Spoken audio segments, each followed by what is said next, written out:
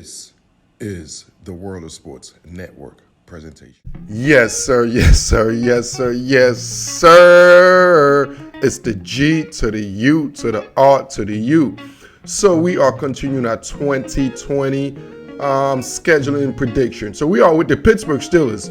Yes, the Pittsburgh Steelers. When you come to the blue bread of the NFL, you talking about the organization that got more Super Bowls than some teams that even seen a Super Bowl. You know what I'm saying? So let's get to it, man. Week 1, they take on the New York Football Giants Monday Night Football. I mean, the Giants sucks, okay? I don't even know the coach over there. I don't even know he could coach, for real. I expect the Steelers to come out there and just handle business, man. How's business? Business is booming in Pittsburgh, all right? Week number 2, the home opener, Denver Broncos come to town with Drew Luck. Put it like this. I think Pittsburgh is going to have top 3 defense in all of football next year. Like, I'm telling you, they have a championship defense going against a young quarterback like Drew Luck on the road. I expect the Steelers to handle business against Drew Luck, man. Micah Fitzpatrick and all my guys out there going to get it in, man. So look for the Steelers to start the season 2-0. Week 3, man, this is like a homestand right here, man. They take on the Houston Texans. I'm going to say this every time I see the Houston Texans. I don't like Bill O'Brien, and the only reason why they're even respectable is because of Deshaun Watson. But like I mentioned, the Pittsburgh defense, bro, I'm telling you, off the gates, ain't too many defense going to be better than the Pittsburgh Steelers defense, and a lot of quarterback going to feel that. Even a Deshaun Watson is going to feel the Pittsburgh defense. Week 4, they travel to the Tennessee Titans. Oh my gosh, you talking about a brutal game that's going to be for any type of offensive players in this game, man.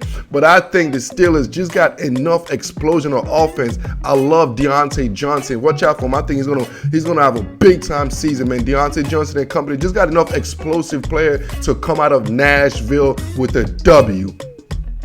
Now, week 5 is the battle of the state of Pennsylvania, man. Pittsburgh versus freaking Philly, man. So in this one, Philly's going to come down here. I think Philly got a better roster currently as it's built, as it's orchestrated than the Pittsburgh Steelers right now. And I expect the Steelers to take their first L of the season, week 5, at home versus the Eagles. Week 6, one of the most anticipated game, man. The Cleveland Browns come to Pittsburgh, bro. I'm talking about Myles Garrett come to Pittsburgh. It's going to be chaotic out the emotional game. I anticipate Pittsburgh to win this game just because Pittsburgh owns Cleveland. Now, it's just what it is, and Pittsburgh will do what they need to do. Week number 7, they travel to Bmore. Oh, man, they travel to the old division rival, Baltimore right now, man. I mean, they're just loaded, bro. Like, y'all could see it, man. Even a blind man could see how loaded the damn Ravens are. And they're better than the Steelers. I mean, I know it's a divisional game. A great coaching staff, great organization going against each other. I just think right now with Lamar Jackson being a difference maker and the Baltimore defense, holy smoke. I talk about Pittsburgh defense, that Baltimore defense is going to be vicious. So I expect the Steelers to take an L going into the bye week versus Baltimore. Coming out of the bye, they travel to Dallas, man. Usually, man, I know a team that has an extra week. You travel to Dallas. I give Mike Thomas a hell of a coach and company, but I think the Cowboys going to pull this one out. Roster-wise, I just think they have a better roster right now than the Steelers. But then week 10, the Steelers going to bounce back, man. Like Big Sean said, they're going to bounce back. They play the Bengals. That's a good homecoming game. They should be able to handle Joe Burrow and company week 10. Week 12, man, they got lucky. The scheduling guard definitely hooked them up, man. They traveled to Jacksonville. They'll be able to take care of business over there easily week 11 at Jacksonville. So week 12, Thursday Night Football, they host Baltimore. Short week. I don't like them. I don't like the roster at all. I don't like the matchup. I think Baltimore's on a mission this year, and I think any team that comes in their way, they're gonna get trampled. So I expect the Steelers will fall victim once again to the Baltimore Ravens on week 12 doing the Thursday Night Football. Week number 13, the Washington Redskins come to town. Hey, they're gonna beat the Redskins, so let's just move on. Week number 14 at the Buffalo Bills, man. This is going to be another knockdown dragout, man. This is going to be another nosebleed game, man. You talking about one of them nosebleed games, it's going to be cold. It's probably going to be snowing. And with all that, like I said, I think the Steelers got enough offensive weapons, man. Enough offensive powers, explosive players like a Deontay Johnson and Juju, guys like that to elevate them over the Bills.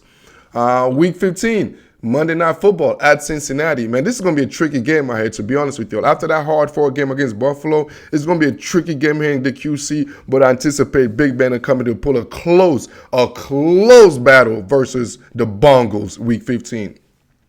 Week 16, the Indianapolis Colts come to Pittsburgh. Hey, it's a dome team. It's probably going to be raining, snowing out there in Pittsburgh, man. I don't anticipate a dome team. Phillip Rivers enough to come out there and handle business. I don't like that matchup at all. And it seemed like the Steelers always own the Colts, in my opinion.